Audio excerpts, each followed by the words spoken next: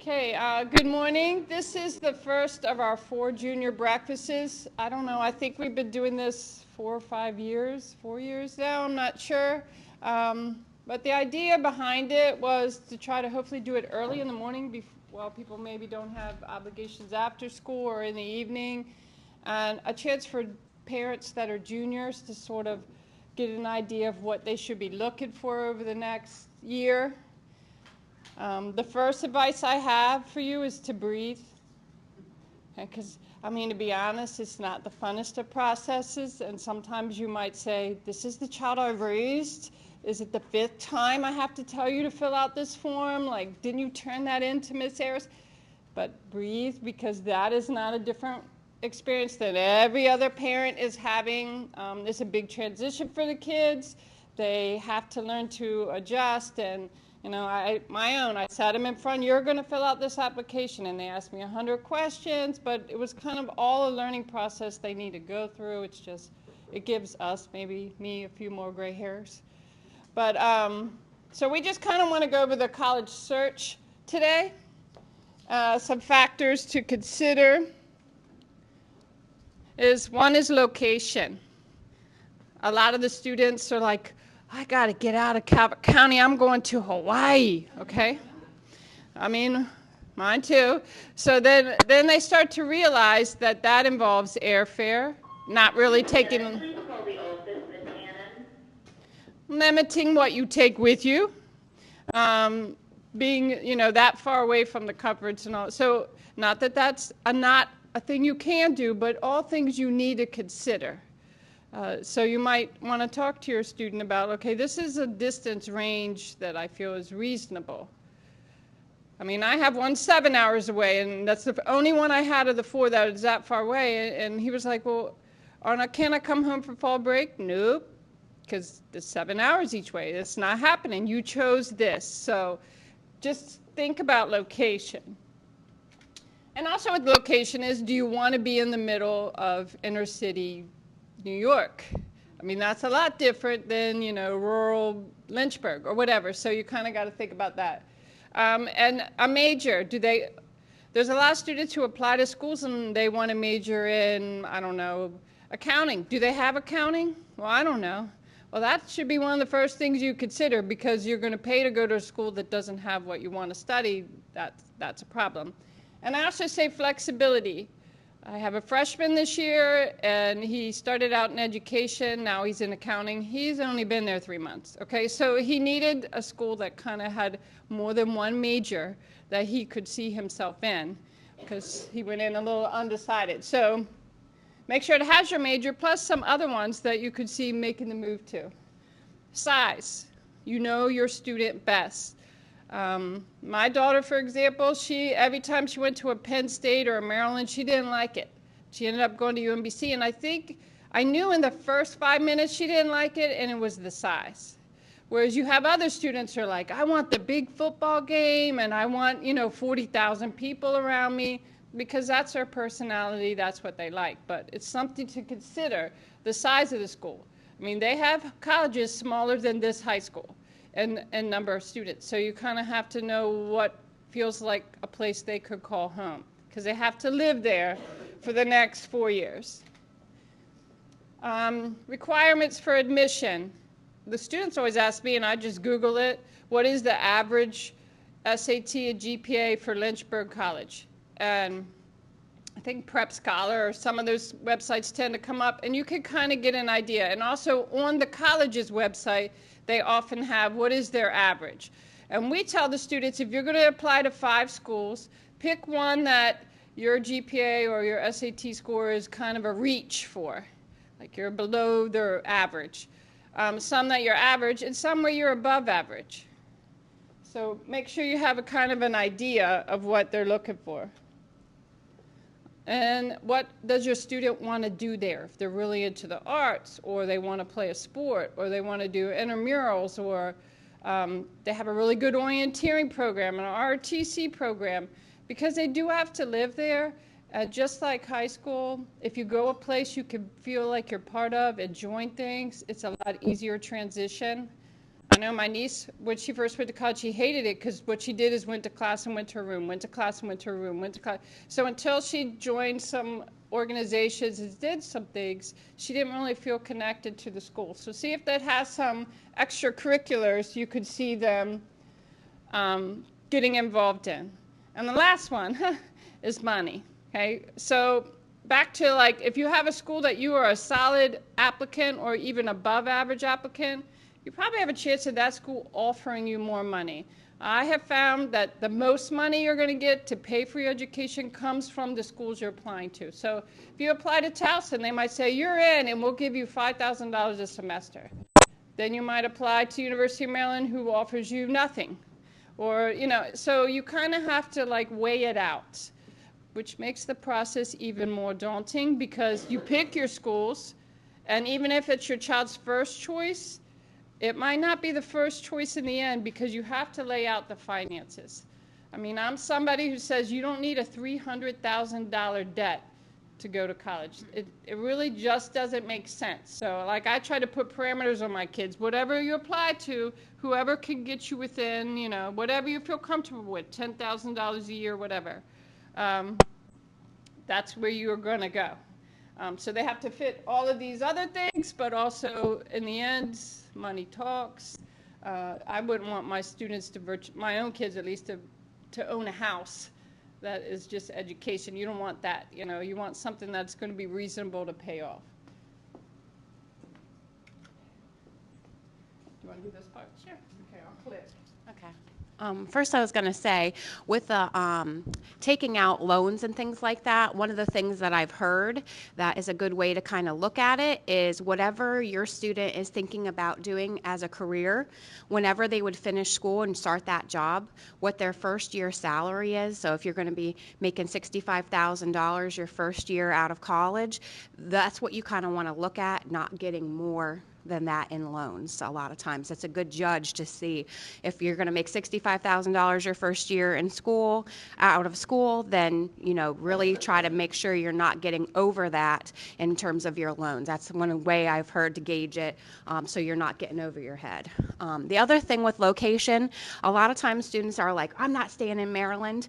I will say, looking at a Maryland school or putting that like on your information, you may get other types of aid, financial aid, when you're filling out those forms. So sometimes it's nice to put a Maryland school on there, so that you can kind of see, do they give me more money, that it's a better option in the long run. So location, I know sometimes they want to just even get out of Maryland, but it's nice even to put a school on there on the FAFSA form, which we'll talk about in another one. But it's important, I think, to at least look at that.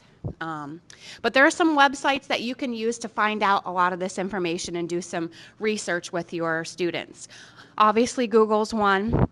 The school system has purchased Career Cruising, and we use that for the scheduling. You may have heard of students doing that. In middle school, I think they do some like career inventories on there, but there's also scholarship information that you can search for on there, and there's different jobs that they can look at and research, and they have videos, and it kind of tells a little bit about what the average pay is and for what Maryland's pay is. So that's a website they can all use and have access to. There's a lot of information on there. College Board is another one. That's usually where they'll sign up for like the SAT and AP exams. But on their site, you can go on and look up a specific college. And they actually have pages where they'll say what the average SAT score is, what the average GPA is for a freshman. And you can even look up what AP tests they accept and what that will match to for credits there. So there's a lot of information on that, collegeboard.org. The college websites are, of course, going to be, you know, if you have a specific college, go right to them and you can see the information on there. Sometimes at that college website too, you'll be able to see the total cost. A lot of times when we're looking at the cost of a school, you're looking at tuition and your room and board, but there's something where a lot of times, I forget what it's called, like the whole The cost of attendance. So it actually puts in all the fees, all the different things. You want to be looking at that price. And a lot of times college websites will have that if you look at there. So you can see it's not just going to list out everything separately. It'll show a number and your cost of attendance for that year. And capex.com is another site that you can use too. And that, does that have scholarships too on there? I thought as well. That's another good place you can go. Let's see. You want to talk about this? Or you want... So as juniors, what we try to suggest the students are doing is to visit some schools that they think they have an interest in. And sometimes you go to school and you're not interested in it, and it's not a wasted trip because you have to know what you don't want as much as you want. So these are just some questions that you could ask when you go on a visit. Here we go. They're also on your paper. But I just came up with some questions that might be something to know when you're weighing out one choice over another. So what is the average class size of an introductory class? So if you go to University of Maryland and you take Psych 101, because almost every major has somebody take Psych 101, I mean, you could sit in a class of 400 people in an auditorium. Okay. Now, the average class size at Maryland might say on their website like 42, okay, because they also have classes of 4 people because that time they're like an upper level engineer or some special class. So when you ask, don't ask what their averages necessarily is, but what is their average size of like their freshman class? Now, your student might do fine in that situation, but it's just something to know. Do you have an honors college? Some students like the perks of an honors college. Often it's about choice of rooms, choice of dorms, but there are also some course requirements above and beyond what they need for their major if they want the honors certificate. Learning communities, so there might have a community for, I could speak to UMBC, my daughter went there, they have one for women in technology, so everyone on that floor got a scholarship for that, and they all kind of have similar classes. They have another floor for foreign language, so if you're living on that floor, you're speaking another language with the other people there, so it's a way to practice where you live. Sometimes these learning communities are associated with money and scholarship, and sometimes they're just, part of the experience, but it's something to ask. What's the average debt that their students leave college with? Is there work study? When you fill out the FAFSA, they can offer you a loan, but they can also offer you work study, so they can give you jobs on campus, and that money you make goes towards your tuition. You have to be a little careful to ask that, how hard is that? Sometimes on a campus there's plenty of jobs, and then I've had other people have an experience like, well, we just can't find a job opening on campus, so it's something to ask. If I get work study, what's the chance of me landing a position on campus? What is their rate? How many people graduated 4 years? I know that's less and less happening, but how many of the students who start can complete it in 4 years? And internships, or if you're students interested in something in research or science, what is their opportunities to do internships? Most campuses have a department on campus that's just for that, for career and for internships. So in the summer, let's say you want to major in biomedical engineering, you go there and they say, these are all the internships we have. Some might be in North Carolina or France or whatever. And then you have to apply for those things, but they should have programs to help you get connected to the different internships, especially the paid ones. Those are always good. And then here's just a second set of questions. What kind of career services? So if you major in accounting, what's your chance of them trying to help you connect to a job? Because going to college, the real purpose is to get a job and to make money and to move out of my house, right? But so the idea is to, whatever you're doing is planning the internships or the experience or the courses you take, or everything is trying to link you to what you're going to do once you graduate. So what kind of career services do they have? What percentage of the students live on campus? there was a time, I wouldn't say this is true anymore, like 20 years ago, where UMBC had a lot of people who commuted, and a lot fewer kids actually lived in the dorms. So that's a different experience than another school where almost everybody lives in the dorm. That's kind of changed with UMBC, but that's a good question to ask. And are the dorms guaranteed? My niece went to Towson, and once you hit sophomore status, the dorms were not guaranteed, and you might have to find an apartment in the area. Well, she hit sophomore status as a freshman because she took AP courses and this and that. So that kind of threw us for a loop. So that's a good question to ask. What kind of tutoring do they have?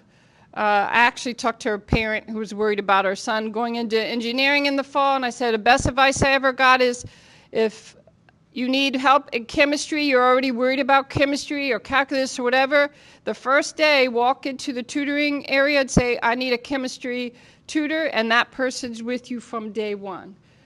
You got a tutor before other people are like panicking and wanting a tutor, you already have it lined up. But what kind of services do they have? What kind of local transportation? So if you're down in Roanoke, I mean, what kind of transportation do you get to a bus station or a city or to get around? I mean, is a car going to be required? And what does the school do in the end for students to be able to find jobs? Because again, that's our prime goal. So one of the things I kind of want to tag on to that, not just doing the visits at the colleges, which is very important, and most students have had this opportunity, juniors have had this opportunity all this year, but they will continue to have it next year, is we often have colleges come to Calvert High School and are visiting and meeting with students. They sign up to come and visit with us, the colleges do, and then I am the person who, like, I'll put it out, I have a remind set up for students, and they can see what colleges come. We put up a flyer, and the kids need to sign up in guidance, let us know, and they get a pass, and they'll come down during the school day and meet with the person who comes from the school. It's really a great opportunity if they're starting to research kind of where they want to go or have a question, like maybe they're thinking about a school, but you're not ready to do that visit, because a lot of those questions are at least discussed somewhat at that session, and the person who usually comes to present is the person who is reading the admissions applications. Just wait 1 second. The 2019 school year, it's time to get your classrooms. It's on live stream. Let's have a great day. So basically, that's a great opportunity for them to get some more information, general information about a school, and then that's also a chance for the person who's coming to get to meet them. As a senior, if you're applying to a school and they're coming here, because in the fall, right when we get back, September is a prime time. I'd say September until early December, those colleges are coming here. We'll get another batch in the spring for like juniors that are really thinking about it, but that's that time now they're going to be coming back. If they're going to apply, that is really the prime time. All right, if I'm going to go to St. Mary's College, when they come and visit, I got to make sure I'm signed up, because then when they are reviewing my application, they're going to remember possibly meeting me and I can make a connection. Or if I'm filling out the application, have questions, you've made the personal contact with the person who is reviewing the applications, and you can usually email them or call them directly. So it's a great opportunity that we have that I think the juniors have known about it. I went in the first week of school and told them all about it, but I want you guys to know too, especially going into senior year, if you're applying to a school and they're coming here, it's a great opportunity to go ahead and meet them, even if you already did go and visit it. But also, thank you guys for coming today. We'll answer any questions here in a second, but I wanted to make sure that you knew about some of our other events. The next one that we have planned is on Thursday, January 9th, and that focus is going to be about the SAT and ACT.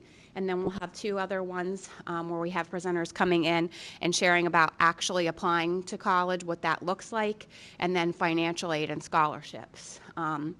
You can call and let us know if you want to come to these events, and if you have questions throughout the interim, just contact us. I know I'm last names A through E. I'm Miss Sinclair, Miss Aris.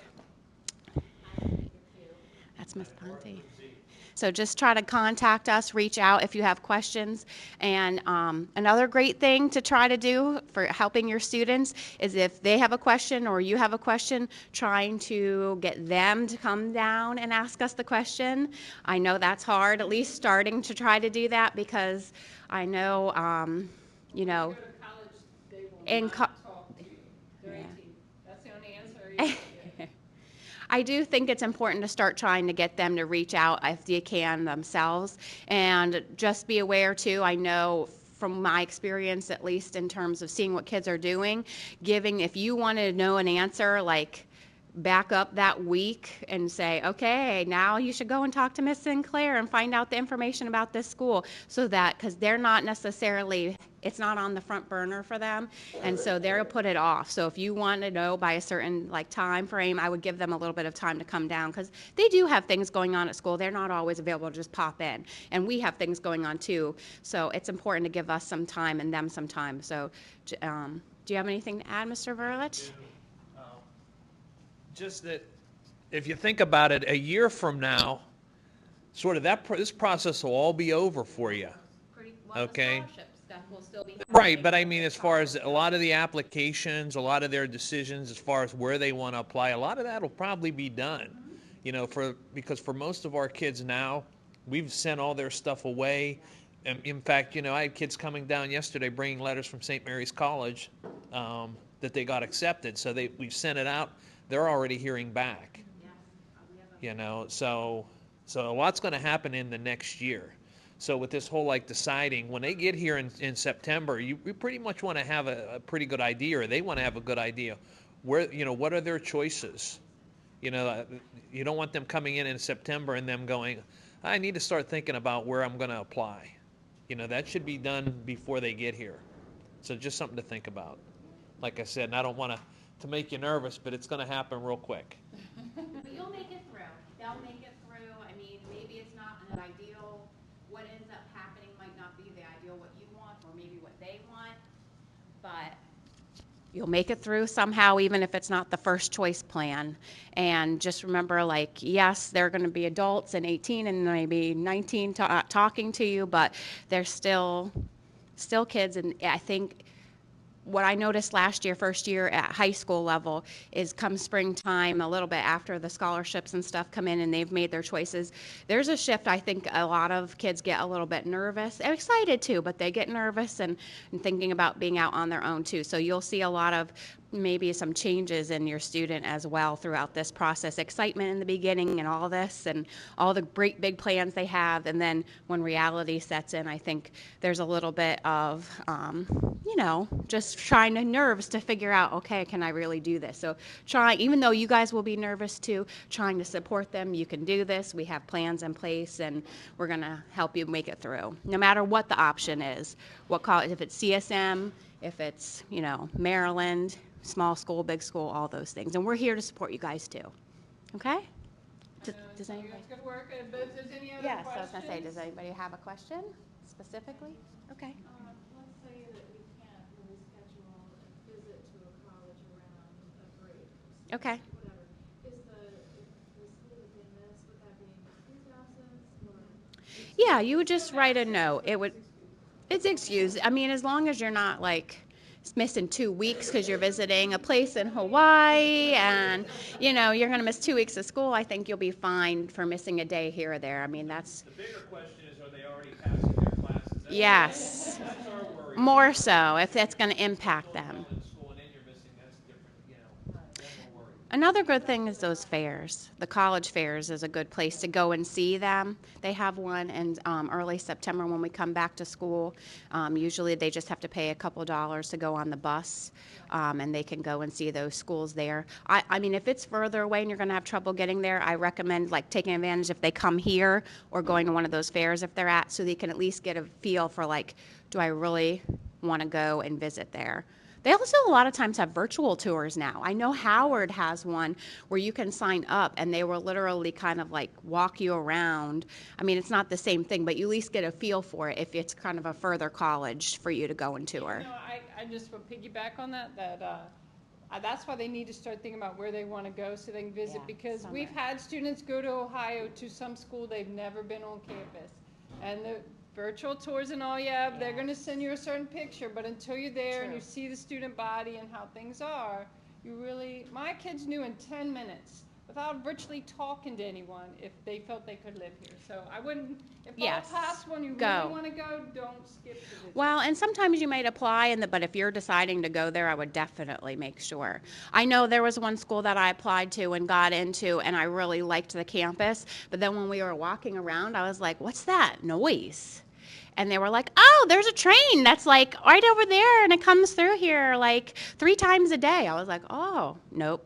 Not happening. I just was like, I don't know. I don't like that. I don't know if I could get adjusted to that. So it was just one thing like that you wouldn't necessarily know unless you were there. They're not going to just be like, oh, there's a train. Yes. I mean, that's just, I think, very personal. I think, I always say around 5. I was going to The say, reason is they cost about $50 a piece, so you're spending $200 to not go somewhere. So I don't want to spend $400 or $500 to not go somewhere. So the more you can get it down to really what you want, and there's plenty of schools now with free applications. So Yes. That's always good. But in terms of paying for them, I mean, I wouldn't go spend all that money for places they're not going to pay. I also think too, like, you don't want to just rely necessarily on one choice, because then sometimes, especially if it's a reach type of situation where you're not necessarily one of the average or above average students that would go there, you don't want this, your student to be heartbroken and not have a backup plan. So making sure you don't know how much. Right. The other thing, though, I will say with planning the visits, I've heard of schools more recently, too. If you do go for a visit and you do like it there, they will give you either a card or if you apply right when you're at the end, they'll give you a free application. So there are some benefits to going there as well financially, because I know that I've heard of a couple schools that will either give you a card there, that will give you a code, or they say if you apply today, right here, they can bring you to a room and you put in your basic application. It will be free. Are there any other questions? Yes. The SAT and ACT is not offered at Calvert. I have a specific day. Can you take them at other? Yeah, you can take them anywhere, and then the scores are everything's still reported through College Board. They'll be able to put whatever schools down that they want when they put in their application. But we are going to have one here in March for all of our juniors. Every junior will take it, and it will be during school. I got an email suggesting that we take it in February and May, the ACT and SAT. Well, we're doing one here, SAT, in March. So if I don't think it's a bad idea to take it twice, especially if you're really trying to pump your score up, because sometimes you just don't have a great testing day. And once the first time you see the test, you're also being tested on the type of test it kind of is if you've never done it before. So sometimes it is good. And a lot of schools will take what's called a super score. So if you did better on the math section your first time and then did better on the English section your second, they'll take your best scores from both areas and combine them. So that's one of the benefits of taking it again, especially if you're looking at a school that, wants a 1200 SAT score and you scored an 1130, your first time, it could really bump you closer to that 1200. Yes. We don't offer it. This is our first year even offering the SAT during school and paid for all of our juniors. Yes. It doesn't matter where. You can just go on and sign up. It goes with the student. Correct. Yes. What's the difference of an SAT versus an ACT? Well, there are two different types of tests. SATs are usually English and math more focused. ACT does tend to have some science. Does it have social studies? Yeah, social studies. So I think most of the time, schools accept either nowadays. Sometimes schools now aren't even saying they're required at all. But the ACT sometimes it's reported a little bit differently, has different topics. So sometimes if a student doesn't do so well on a SAT, the ACT score might end up being a little bit higher. And they'll have averages and stuff and telling you where, schools want to see either score. There are very few schools that might prefer one or the other, but most accept either. I had one when I applied that wanted on ACT only. What is it, 30? I think 26 above for ACT is good. Like, pretty good. And if you go on websites, like I know you go on Liberty's website, it'll say if you can get a 2.7 and a 900 will give you this much money. And they have like a scale. A lot of colleges like this. So you'll know before you even apply about how much money you could get. I know Catholic has that too, but so you might be able to see. 3.0 is sort of the cutoff for getting the merit aid a lot of times. Merit, yes. But sometimes they lay it out for you so you know where to target. A lot of schools will do that, especially private ones, because they want you to not be worried about how much it costs comparatively to more of the state colleges. So they give more money out. So don't write it out just because at first the high cost looks like outrageous. They will give a lot more aid because they're trying to make it as reasonable comparatively to those other schools. So you go there. They don't want people not to go. So, yes. And the part-time jobs, yes, I think they do look at that. Wouldn't say it's a huge factor, but I definitely think that they're going to look at that. They're going to, honestly, I think colleges are more looking for well-rounded, students that are showing leadership and that they can make it through the college. So I think that definitely shows having a part-time job is going to be a part of like maybe their essay or a part of their resume. And if they do a lot of community service, then they're probably going to be a student who gives back to the community there too. So they're going to be looking at that. I don't think it's the number one priority probably that they're looking at, but it's a factor. For scholarships, yes, you're going to see more of that kind of thing. Yeah, we have, Ms. Ponte has a scholarship remind, and I think there's also part of it on the page on our website, right? We keep a list of scholarships. Okay, but the remind is they're accurate. But the juniors will get the remind in January. I'll send it out in school messenger. I'll talk to Dr. Yeah. I don't get everything, and there was one thing that I wanted to come and talk to you after. Yeah, so if you sign up through that, you'll get what we receive and what are offered. They know there'll be like a Calvert local scholarships that you can like look at and see, and there'll be a lot on there, and you could do like one application. Maybe there's a couple little things for different ones that you can apply for many at once. But honestly, you're going to get the best bet from your college that you're applying to. That's where you're going to get the most aid. Then next, I think the best chances are like local, because your pool of people who are applying is smaller. Okay, when you're looking at like CapEx, that other site, or other things where you're seeing like national scholarships that anybody can apply to, yes, they could be very, very specific and you could fit that profile, but anybody can see them, anybody can apply, so you're looking at a bigger pool. So most of the time we see the colleges giving the most money, and then next would be like local scholarships.